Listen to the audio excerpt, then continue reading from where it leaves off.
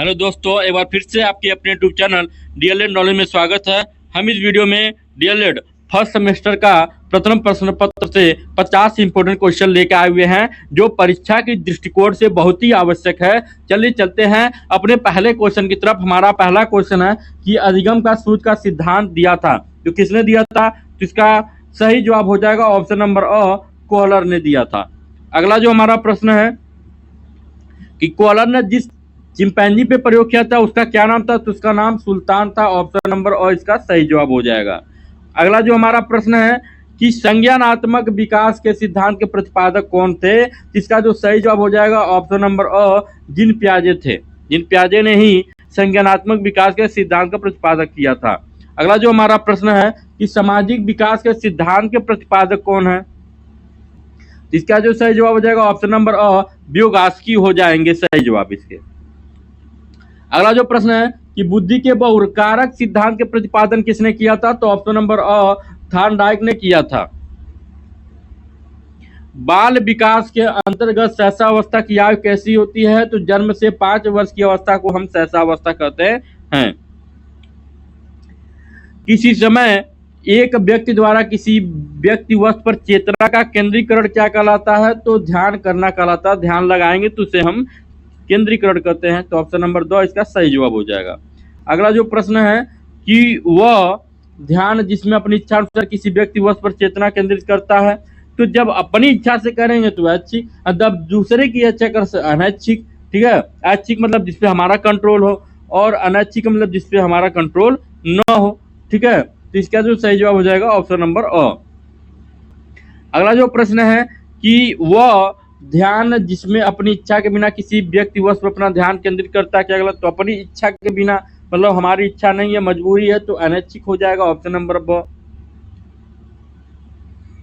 अगला जो प्रश्न है कि जब दो बालक विभिन्न समानताएं रखते हुए भी आपस में भिन्न व्यवहार करते हैं तो उसको कहते हैं क्या कहते हैं? तो ऑप्शन नंबर ब, व्यक्तित्व भिन्नता कहते हैं। इसका सही जवाब हो जाएगा। आगे बढ़ते हैं कि प्रसूत अधिगम का सिद्धांत किसने दिया था? तो प्रसूत अधिगम का जो सिद्धांत था वह स्किनर ने दिया था। ऑप्शन नंबर और इसका सही जवाब हो जाएगा। निम्नलिखित में थॉर्नडाइक का नियम क्या है? तो ऑप्शन नंबर 2, ये सारे जो नियम हैं ये थॉर्नडाइक के ही हैं, तो उपयुक्त सभी पे टिक लगा देंगे हम। कि वाटसन ने संवेग के कितने नियम बताए हैं? तो वाटसन ने संवेग के 3 नियम बताए हैं। ऑप्शन नंबर और इसका सही जवाब हो जाएगा। अगला जो हमारा प्रश्न है कि वाटसन ने कौन कौन से संवेग के 3 नियम बताए? तो भय, क्रोध और प्यार, ये 3 चीजें बताया। भय, क्रोध या प्रेम भी कह सकते हो। भय, क्रोध और प्रेम, ये 3 नियम थे किसके? वाटसन के। उपयोग सभी पर टिक लगा देंगे। अगला जो हमारा प्रश्न है कि निम्नलिखित में से किसने कबूतर पर अपना प्रयोग किया? तो कबूतर पे प्रयोग करने वाले जो महोदय थे वह स्किनर थे। ऑप्शन नंबर और इसका सही जवाब हो जाएगा। अगला जो प्रश्न था कि परिवर्तन श्रृंखला की वह अवस्था जिसमें बालक भ्रूणावस्था से लेकर प्रौढ़ावस्था तक गुजरता है विकास कहा जाता है, यह कथन किसका? तो ऑप्शन नंबर अ, यह कथन मुंडरो का है। आगे बढ़ते हैं कि रुचि में निहित है, तो क्या निहित है? तो ऑप्शन नंबर अवधान निहित है। ऑप्शन नंबर अ इसका सही जवाब हो जाएगा। अगला जो प्रश्न है कि रुचि तथा अवधान के संबंध में सही मत क्या है? तो ये सभी जो मत सही हो जाएंगे। ऑप्शन नंबर 2 इसका सही जवाब हो जाएगा। निम्न में से अभिप्रेरणा के स्रोत क्या है? तो अभिप्रेरणा के जो स्रोत हैं वो हो जाएंगे बालक और उद्दीपन, ये सही जवाब हो जाएगा। Option number 2। अधिगम के प्रयत्न और भूल के सिद्धांत के प्रतिपादक कौन थे? तो इसके जो प्रतिपादक थे वो थॉर्नडाइक थे। ऑप्शन नंबर और इसका सही जवाब हो जाएगा। आगे बढ़ते हैं कि अवधान में निहित है, तो क्या निहित है अवधान में? तो रुचि निहित है। ऑप्शन नंबर 100 इसका सही जवाब हो जाएगा। आगे बढ़ते हैं कि नैतिक विकास के सिद्धांत के प्रतिपादक कौन थे? तो इसके जो प्रतिपादक थे वो हमारे कोहलर महोदय थे। ऑप्शन नंबर और इसका सही जवाब हो जाएगा। अगला जो प्रश्न हमारे पास कि बाल मनोविज्ञान सभी को एक नई दिशा में संकेत करता है। यदि उचित रूप से समझा जा सके तथा उचित ढंग से विकास हो सके तो प्रत्येक बालक एक सफल व्यक्ति बन सकता है। ये कथन किसका है? तो ये कथन वामसन का है। ऑप्शन नंबर और सही जवाब हो जाएगा।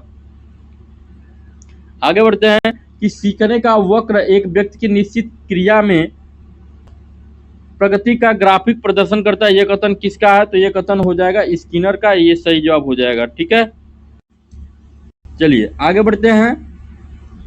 अगला जो हमारा प्रश्न है कि किस विधि के द्वारा मनुष्य के चेतन के साथ साथ अचेतन मन का भी अध्ययन किया जाता है? तो ये जो विधि है वो बहुत ही इंपॉर्टेंट विधि है और इसका जो सही जवाब हो जाएगा वह मनोविश्लेषण विधि हो जाएगा। ऑप्शन नंबर और इसका सही जवाब हो जाएगा। आगे बढ़ते हैं कि अल्पकालिक स्मृति है, अल्पकालिक स्मृति इसमें से कौन है? तो इसमें व्यक्ति योजनाओं को शीघ्र भूल जाता है, उसको अल्पकालिक स्मृति कहते हैं, जिसमें भूलना अल्प माने थोड़े समय के लिए याद रहता है फिर भूल जाता है। आगे बढ़ते हैं कि रुचि को प्रभावित करने वाले कारक कौन से हैं? तो ये सभी जो है वो रुचि को प्रभावित करते हैं। ऑप्शन नंबर 2 इसका सही जवाब हो जाएगा। आगे बढ़ते हैं कि वंशानुक्रम माता पिता से संतान को प्राप्त होने वाले गुणों का नाम है, यह परिभाषा किसका है? तो ऑप्शन नंबर ओ हो जाएगा, रुथ बेंटिक्ट का ये परिभाषा है। निम्नलिखित में से कौन सा चिंतन में प्रयुक्त होने वाली सामग्री के अंतर्गत नहीं आता है? तो ऑप्शन नंबर ओ इसमें सही जवाब हो जाएगा, पदार्थ। बाकी तो सब चिंतन के अंतर्गत आते हैं।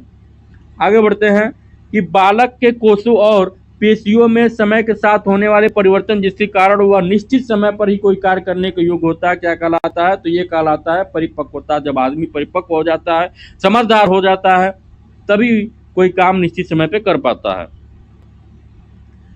अगला जो प्रश्न है कि माता पिता तथा अन्य पूर्वजों से बालकों में जो अनुवांशिक गुण प्राप्त होता है उसके वाहक कौन होते हैं? तो उसके वाहक जीन्स होते हैं, याद रखिएगा, जीन्स, डीएनए पे मत लगाइएगा। आगे बढ़ते हैं कि सामान्य स्तर के बालक की बुद्धि लब्धि कितनी होती है, मतलब आईक्यू लेवल कितना होता है? तो जो आईक्यू लेवल होता है वह 90 से 110 के बीच में होता है या फिर 90 से 109। ऑप्शन नंबर 100 इसमें सही जवाब हो जाएगा। आगे बढ़ते हैं कि व्यक्तित्व परीक्षण के लिए प्रयुक्त होने वाले टीएटी परीक्षण का निर्माण किसने किया था? तो ऑप्शन नंबर 2 मरे मार्गन ने किया था, इसका सही जवाब हो जाएगा। आगे बढ़ते हैं कि बालक के केंद्रक में समानतः कितने गुणसूत्र होते हैं? तो 46 गुणसूत्रों की संख्या 46 होती है। ऑप्शन नंबर और सही जवाब हो जाएगा इसका। आगे बढ़ते हैं कि निम्नलिखित में से कौन सा परीक्षण बुद्धि का मापन करता है? तो बुद्धि का मापन भाटिया बैटरी द्वारा किया जाता है। ऑप्शन नंबर 2 इसका सही जवाब हो जाएगा। आगे बढ़ते हैं, बालक के अंतर्गत बाल्यावस्था की अवधि कितनी मानी जाती है? तो बाल विकास के अंतर्गत बाल्यावस्था की जो अवधि मानी गई है वो 6 से 14 वर्ष मानी गई है। ऑप्शन नंबर और सही जवाब हो जाएगा। अगला जो प्रश्न है कि बाल विकास के अंतर्गत किशोरावस्था की अवधि कितनी मानी गई है? तो 11 से 18 वर्ष की उम्र। ऑप्शन नंबर और इसका सही जवाब हो जाएगा। आगे बढ़ते हैं कि संबंध प्रतिक्रिया का सिद्धांत है, तो कौन है? तो पावलोव को है। ऑप्शन नंबर और सही जवाब हो जाएगा। अगला जो प्रश्न है,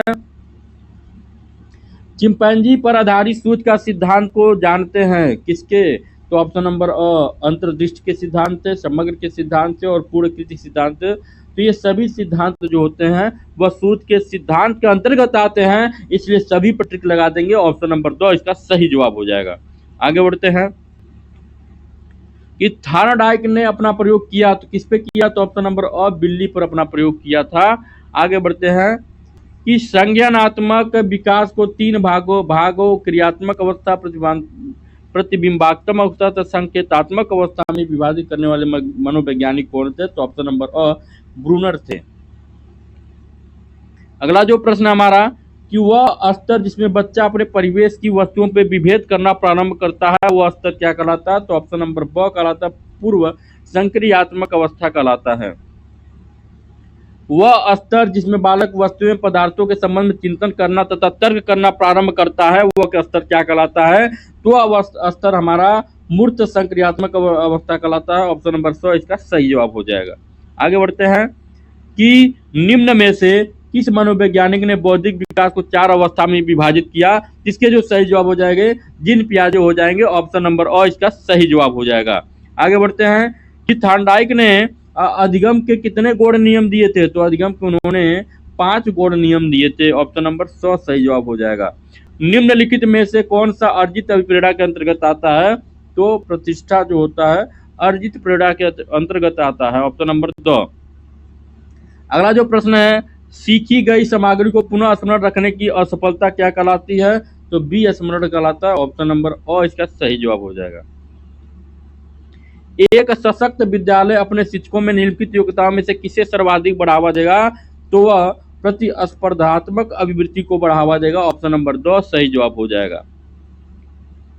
शारीरिक रूप से अक्षम बच्चों का सामान्यतः होता है, तो उसमें हो जाता है डिस्ट्रॉफिया हो जाता है। ऑप्शन नंबर 2 इसका सही जवाब हो जाएगा। आगे बढ़ते हैं। एक बच्चा जो ग्रस्त है वह सा को वार तथा न्यूक्लियर एवं अनक्लियर में अंतर ही नहीं कर पाता, तो किससे ग्रसित होगा? तो वह बच्चा जो होगा वह डिसलेक्सिया से ग्रसित होगा। ऑप्शन नंबर ओ सही होगा। आज का वीडियो यहीं पे समाप्त होता है। मिलते हैं अगले वीडियो में, तब तक के लिए नमस्कार।